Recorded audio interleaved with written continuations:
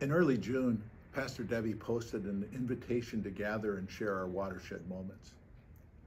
Her words led me to wonder about the nature of all the moments that bob and weave in and out of our lives.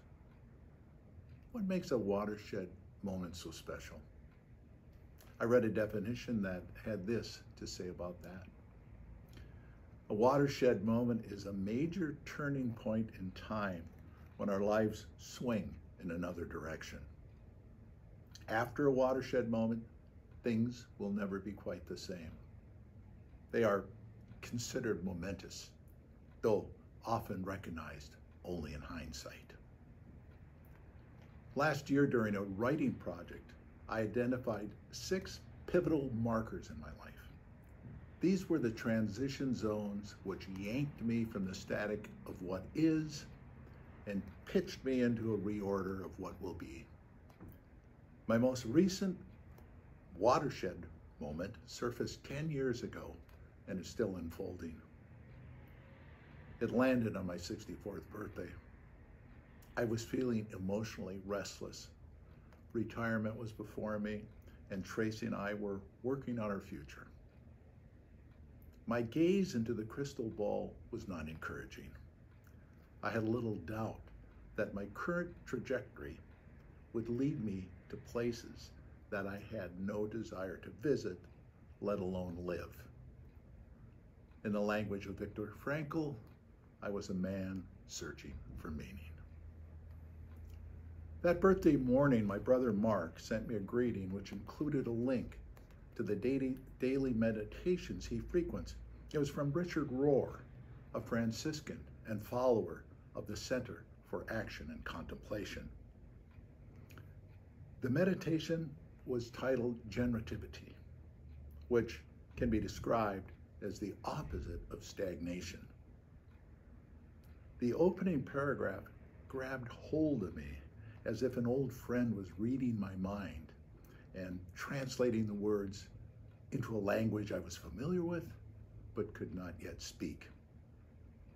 It stated, "At this stage, I no longer have to prove that I or my group is the best, that my ethnicity is superior, that my religion is the only one that God loves, or that my role and place in society deserves special treatment.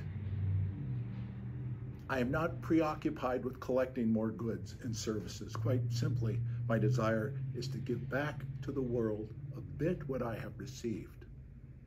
I now realize that I have been gratuitously given to from the universe, from society, and from God. Now, I will try to live simply so that others can simply live." I kept returning to that meditation all that day. And in doing so, I sensed that something deep and visceral was on the prowl. The awareness was subtle yet pronounced. That afternoon, I signed up to receive Rohr's meditations. When I hit send on that email, a new stream of direction began to flow into my life. What was had handed off to what will be.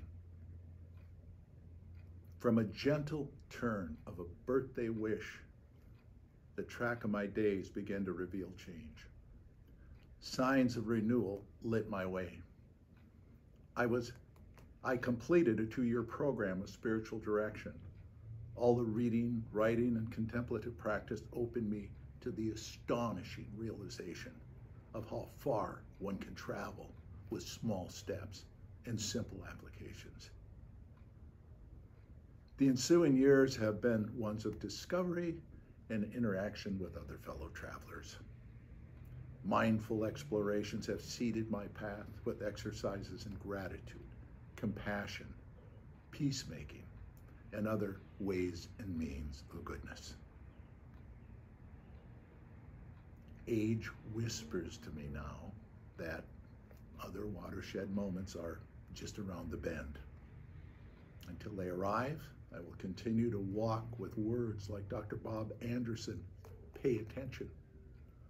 and honor the day with R.D. Laing's call to notice what you notice and notice why you are noticing it. May we rise before our watershed moments on the wings of grace, clutching candles in hand to help bend back the inevitable shadows that may fall around us. Change is inevitable. Growth is optional.